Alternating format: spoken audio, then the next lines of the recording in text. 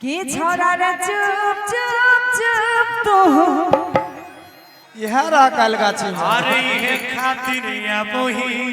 Coaching पढ़े लेगे। अच्छा वो रहा कि ही रहा हो पीछा में कोचिंग में दोनों में से कौन रहा यह रहे ही सोनम रहा रहे के माया अच्छा रहे यह रहे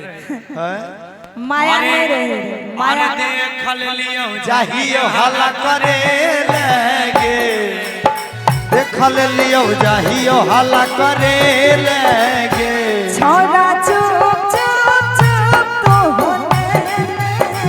अरे बा चुप चुप चुप तो होने चाहिए खाना तोर कहे लगे चाहिए खारा तोर कहे लगे छोरा रे चुप चुप चुप तो होने छोरा रे चुप अरे बा चुप तो होने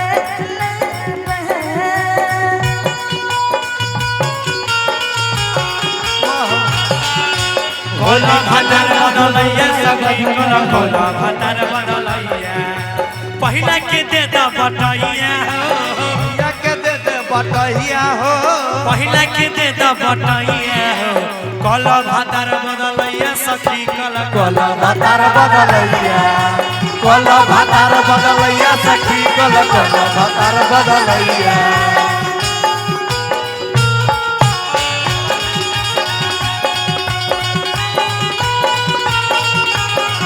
अरे बा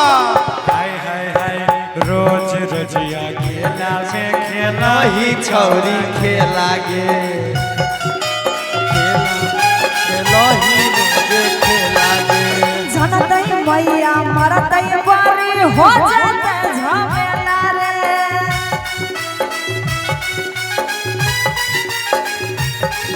अरे रोज रोजिया खेला में खेला ही छौवा में खेला गे केला में खेलो ही छौरी खेला गे जनतै मैया मरतै बारी हो जाते झमेला रे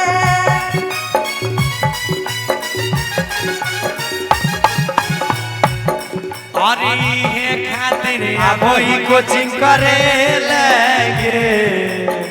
इहे खातिर अब ही कोचिंग करे लगे छोरा चुप चुप चुप तो होने अरे जियो छोरा चुप चुप चुप तो होने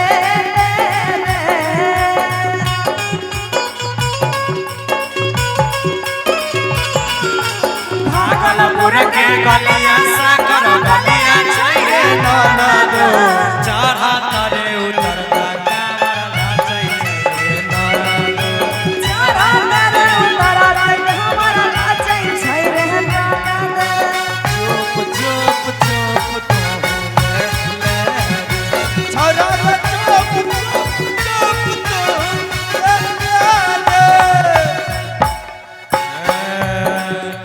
लाजो शरम नहीं लागो हको करो ही ऐसन काम गे चुप रे गाँव भर में हो जाइबे बदनाम रे अरे लाजो शरम नहीं लागई हको करो ही तू काम गे चुप रे गाँव भर में हो जाइबे बदनाम रे अरे रुको रह लाजो शरम नहीं लागई हको करो करो ही ही ऐसन काम गे अरे चुप रे गाँव घर में हो जाइबे बदनाम रे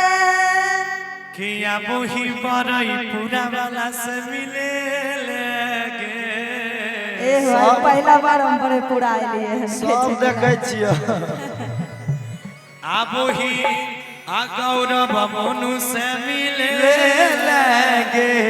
एक बार सब कोई ताली बजा के आइएगा जोरदार छोरा चुप चुप चुप तो होने छोरा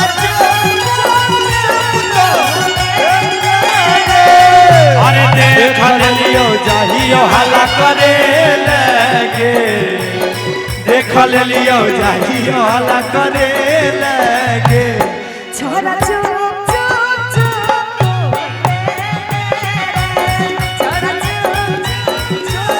बहुल